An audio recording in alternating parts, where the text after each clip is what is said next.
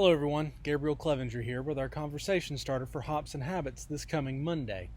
You can find the story from last week about Eugene on the Hops and Habits playlist on YouTube or on my social media pages. But today I want to talk to you about a woman named Lisa. Lisa had had a hard time of life.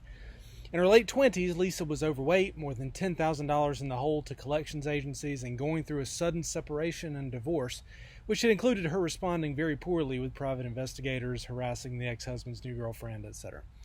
In the tailspin, she used the only credit card she had not yet maxed out and bought a plane ticket to Egypt, where she wanted to see the pyramids. Awakened early in the morning in her hotel room, she reached for a cigarette by habit while still in that area between asleep and fully awake.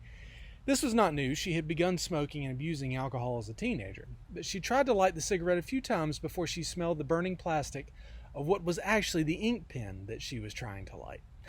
Then she screamed and ended up breaking a glass pitcher in her room, also in the confusion. Through the ensuing sobs, she promised herself that she would get out of the hole in which she found herself and come back to Egypt to take a full trip across the desert. She knew that she couldn't do that in her current shape and state. She wanted to be different. She desperately wanted to be different.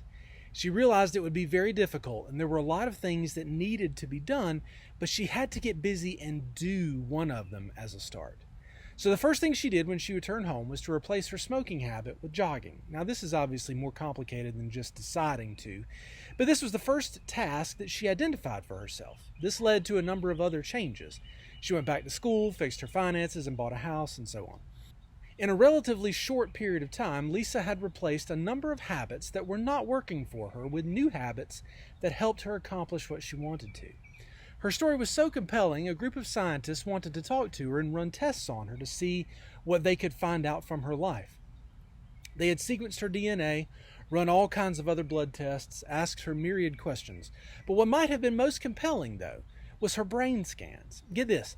They could identify in her brain when and where the cravings or the old habits of unhealthy food or cigarettes were. Even in Lisa's new self, those cravings and desires were still there for the old things. But what they also saw was that Lisa's new decisions and habits were basically in a competition with those old cravings. It's really more like something being written over an original recording. Lisa had basically imposed the new healthier habits such that they were crowding out, basically overriding the older habits. They can compare the scans from previous months and see that the new good activity was stronger each time with the new habits. It was louder, that is, as it were, than the old habits. As it turns out, working your willpower is much like using a muscle. What you do repeatedly has physical effect on you. Consider this also. In musicians, brain scans have found that very often their cerebellum enlarges. The cerebellum is the part of the brain utilized for fine physical movements like plucking strings on a guitar or pulling a bow on a violin or a cello.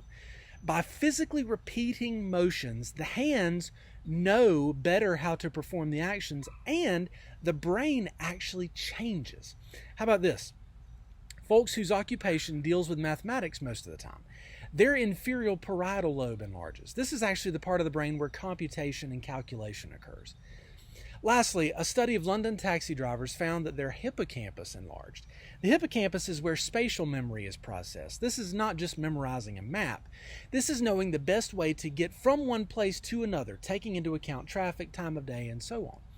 Parts of their physical brains actually got stronger and bigger from concentrating on the best ways to get around the city.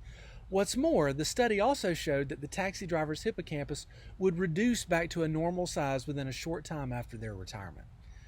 What I'm trying to do here is to emphasize to you that there is an undeniable link between our habits, our actions, and our very physical makeup.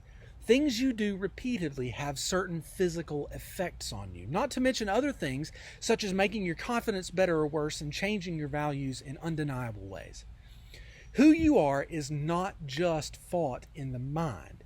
To be sure, your values play an important part, and we'll talk about that in a couple of weeks. But what we so often skip over is the reality that we need to see this for what it is and then to work backward, to reverse engineer the process, if you will.